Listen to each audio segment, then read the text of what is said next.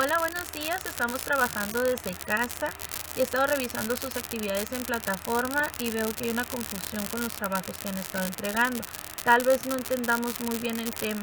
Lo vimos en aula antes de salir, pero sé que necesitamos reforzar.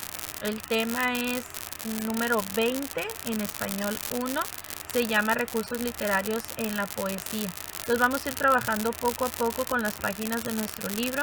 Ten el libro a la mano, ten el cuaderno a la mano y vamos a ir contestando juntos cada una de estas páginas y haciendo cada uno de los ejercicios para que lo podamos tener bien hecho al terminar esta semana. ¡Ánimo! Usamos lo que ya conocemos como sentido figurado o lenguaje figurado. A veces decimos, es que mi mamá me va a matar. No es cierto, no te va a matar. Te va a regañar bastante y te puede castigar. Y puede ser que te dé un coscorrón o una nalgada, pero eso no quiere decir que te va a matar.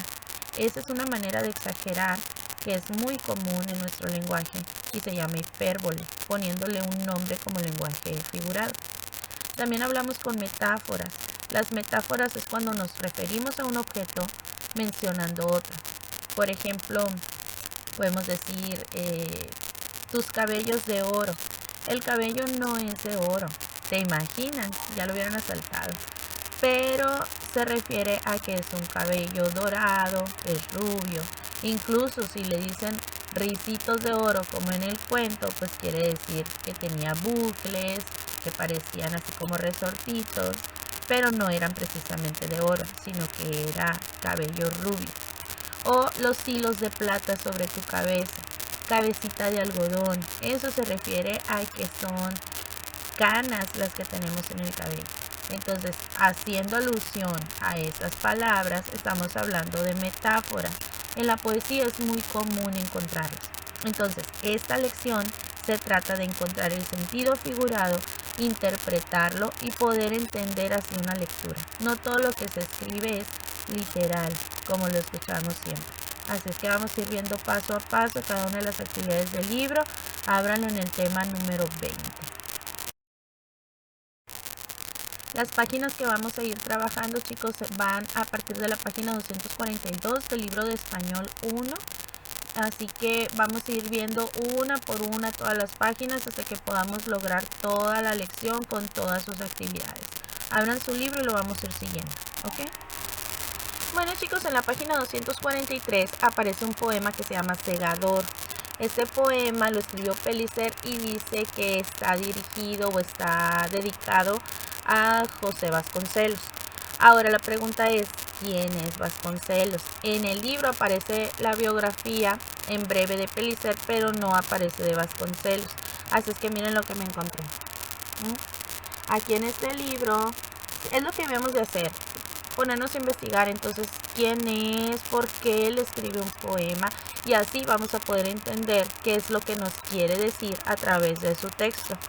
Este libro, aquí, se llama Forjadores de la Nación, nos habla acerca de José Vasconcelos como uno de los principales personajes dentro de nuestra historia.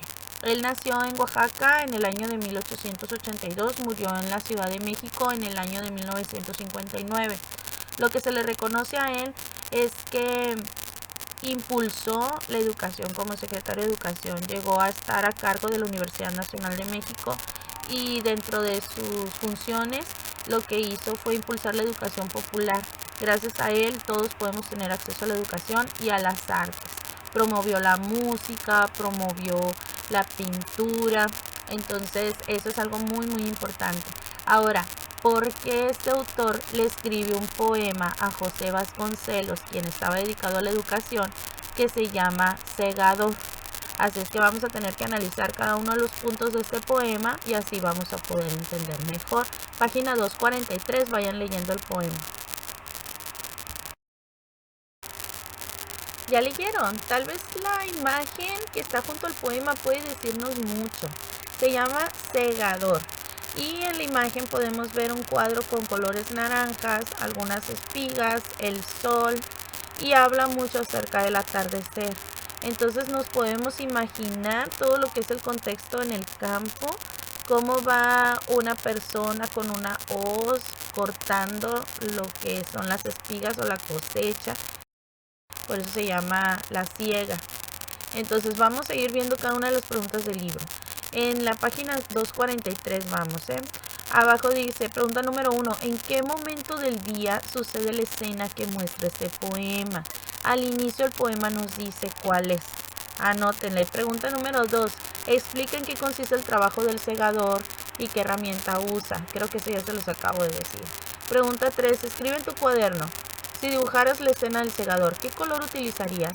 Hay un espacio bien chiquitito y nada más es para escribir una sola palabra, así es que la pueden escribir ahí abajito del libro. ¿Qué colores utilizarías para dibujar la escena del segador? Habla acerca de la tarde, habla acerca de lo que está haciendo el segador, de qué color son las espigas. Piensen ustedes en el trigo en medio del campo, no se ven verdes, sino que ya es tiempo de cortarlas, así es que debe ser un color dorado. Ustedes piensen más o menos qué colores mezclarían o agregarían algo de verde, azul, rosa, cuáles serían los indicados. Para poder entender un poema hay que analizar más detalles, no nada más lo que se dice exactamente en las líneas, sino se dice leer entre líneas, revisar qué es lo que quiso decir el autor en cada una de sus palabras. La siguiente pregunta dice, ya vamos en la página siguiente, 244. El poema dice que el segador hace pausas de música. ¿A qué se refiere? Imagínense en el campo. El segador está trabajando mucho y se oye ese ruido de la hoz, chas, chas, chas, cortando las espigas. Entonces, cuando él se detiene, ¿qué es lo que se escuchará? En el campo hay absoluto silencio, o se escucha el aire, o se escuchan los pajaritos, se escucha... ¿Qué más se escucha? Hay 4 opciones allí, así es que hay que subrayar nada más una de las opciones. Ya no les voy a dar tips, nada más imagínense ustedes la escena mientras el segador está cosechando y revisen bien, imaginen bien qué es lo que pasa en esas pausas en las que el segador deja de cortar. Pregunta 5. ¿Qué significa el siguiente verso? Segador que en dorados niveles camina. Dorados niveles camina.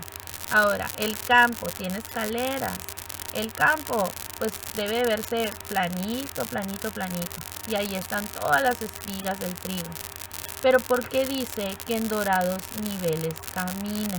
Así es que vienen también 4 opciones. Piensa qué es lo que está sucediendo con esos niveles. ¿Es el campo, el piso o es el trigo el que se ve en esos, unos pequeños, otros grandes? Ay, ¿qué es a lo que se refiere con ese verso?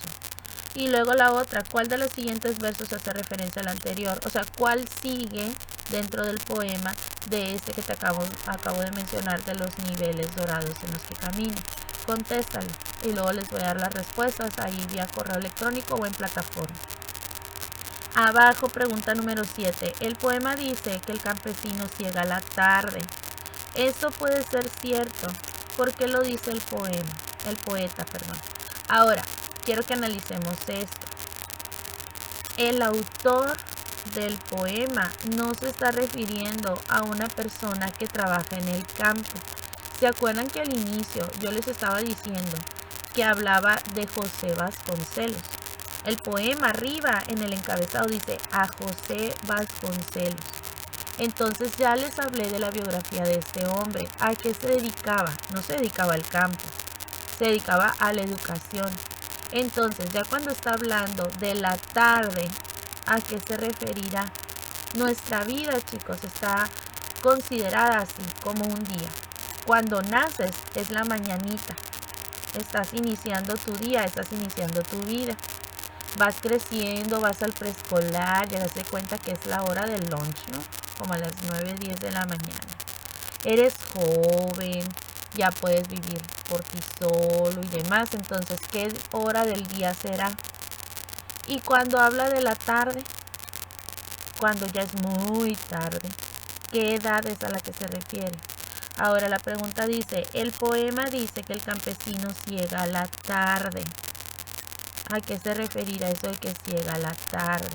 ya está cosechando en la tarde, pero es la tarde del sol, literal, o se está refiriendo a una época de la vida. Entonces ahí ustedes van a escribir en las líneas a qué es a lo que se refiere. ¿Por qué lo dice el poeta? Pregunta 8. Investiga acerca de José Vasconcelos, que ya les di una introducción. ¿A quién está dedicado este poema?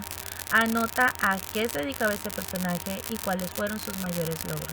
Y la pregunta 9. ¿Por qué crees que Carlos Pellicer le dedicó este poema?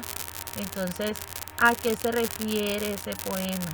¿Por qué se lo dedicó a él y por qué lo compara con un segador?